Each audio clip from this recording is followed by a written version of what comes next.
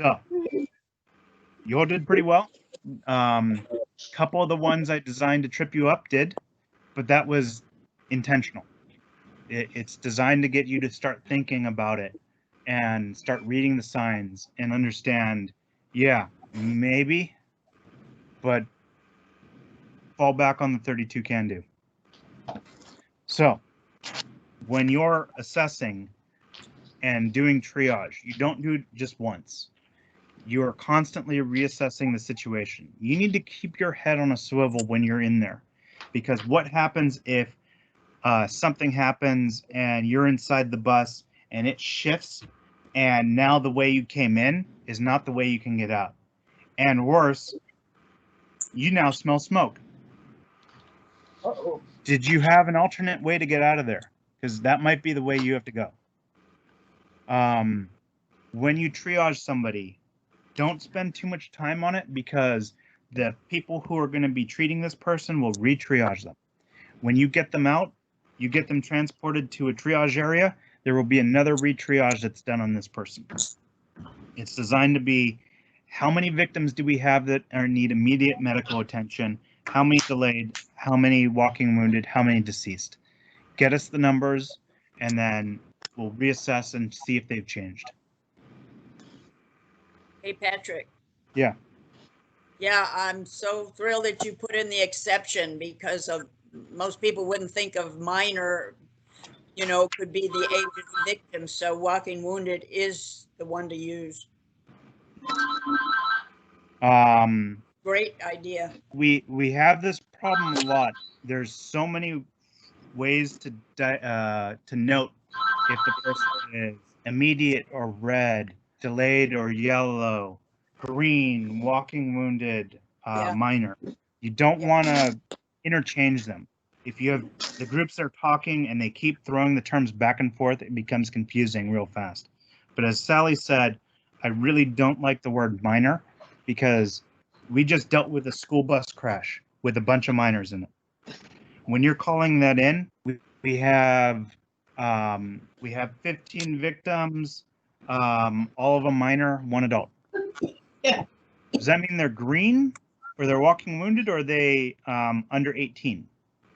Because that is important to know, because that also increases the level of severity.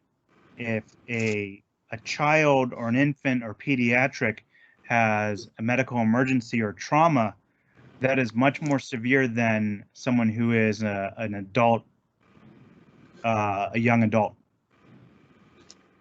So just be careful of that. I like to avoid using the word minor for a green tagged person. Walking wounded, most people know what that is. But make sure before you go into this that you all agree on the same terminology.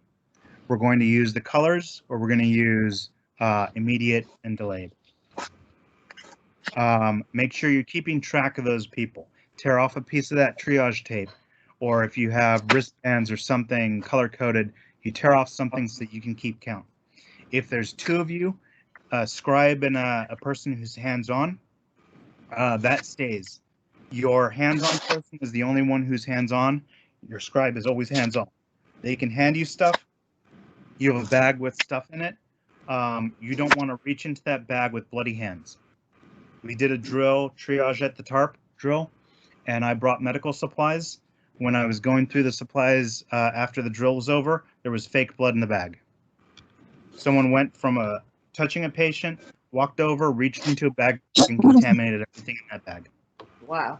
So if you can stay as a pair, have one person hands-on, one person hands-off.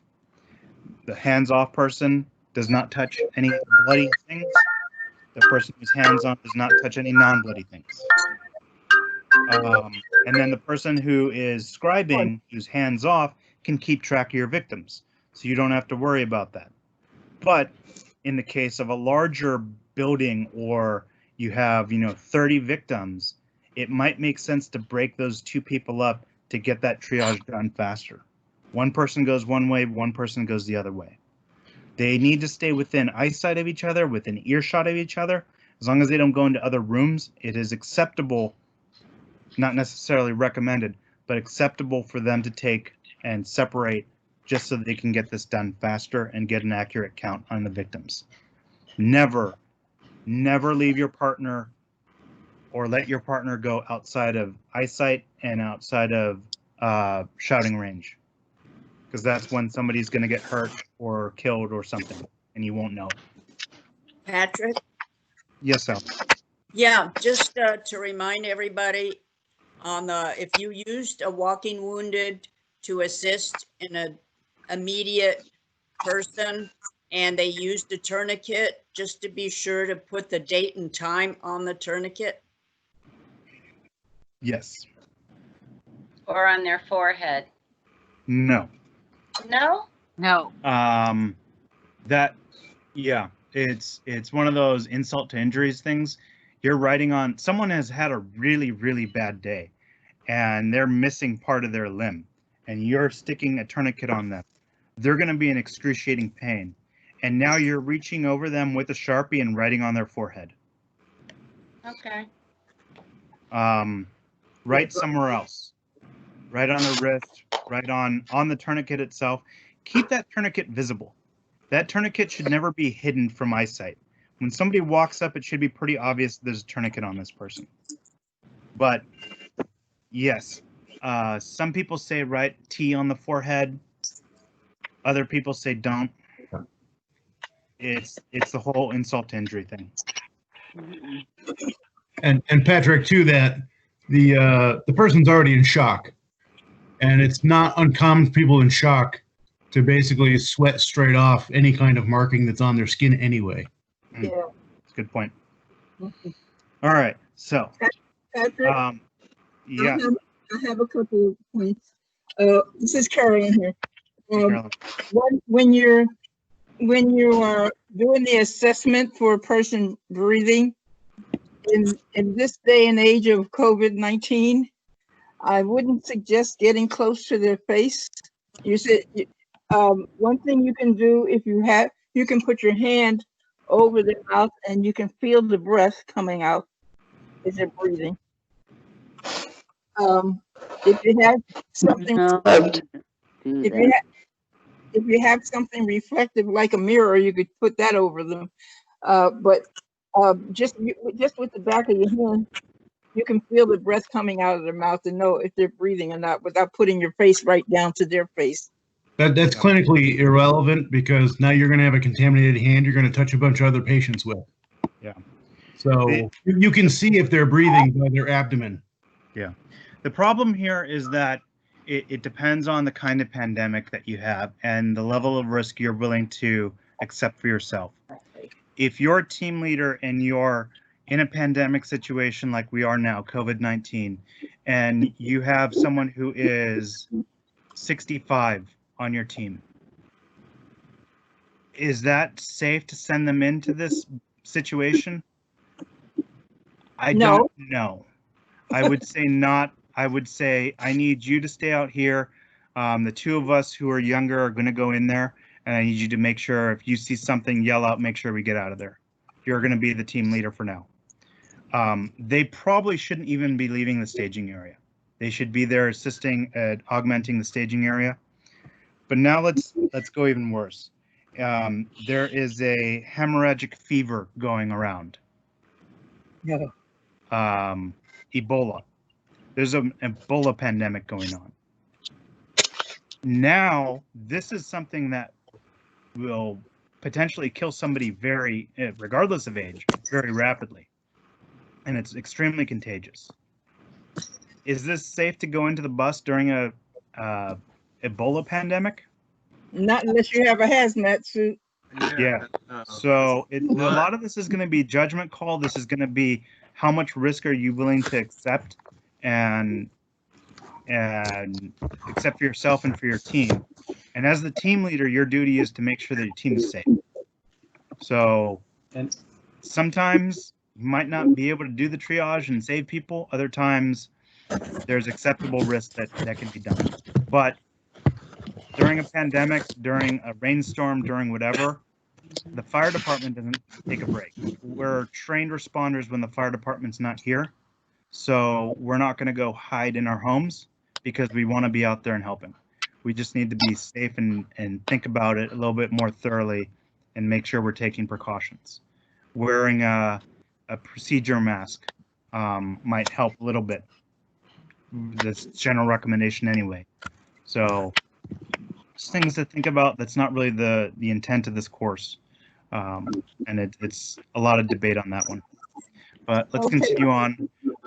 What do you do after the initial triage? Another point, well, it's about moving your hands being irrelevant because you should be changing gloves between patients anyway. But if you don't have them, you should be cleaning your gloves between patients. Anyway, Hands You up. may or may not be able to do that in a triage situation. You're trying to get in and out fast. If it takes you 3 minutes because you're changing gloves, it's not a great thing. Yeah, The appropriate way Now, to obviously, you're Okay. shoving, you're covering someone's bloody leg, applying direct pressure, and getting something, having your partner get you a tourniquet to apply and stop the blood. Yeah, you might want to change gloves after, but not Absolutely. everybody's bloody in there either. Yeah. So the need to change gloves between victims, it's if you have the luxury of time, but it's not necessarily reality. Okay, my other point was if a person stops breathing and you're able to get them to breathe, and you don't have anybody to hold them or something to put under the head, under the neck, you can put them in the recovery position and let them hold their own self, and put the arm under the head. That will keep their airway open. You're gonna do what you're trained to do and what you have time to do. If you're familiar with the recovery position and you can do it, depending on how this bus configuration is and what Mhm. exactly if there's room to do it, sure. Okay. So once you have everybody triaged, what do you do after that? You're now 5 minutes into this. That medical team is still 10 minutes out. You're So you're going to start Triage. planning Over. on how you're going to move the victims out of there. Start forming this plan. Okay, we have these immediates over here. They're the first ones we're going to move out. Where are we going to move them to? And is this close enough to the street in case we get a rescue ambulance coming or some way to transport them? Where are we going to put these people? And you're always going to be reassessing, retriaging everything constantly. So don't get sucked in. Don't start thinking, I need to focus on this right now. I need to make sure that I'm safe. I need to make sure that nothing has changed for my victims here. If you have help coming, it might be something you're going to wait for. Because if two of you are trying to lift people, is that safe? Can you do more damage to them by moving them with just two people? Can you injure yourself? Are you physically fit enough that you and another person can move somebody out of a bus that's relatively, it's flipped over or it's on its side? It's not right. exactly the most stable thing. Right.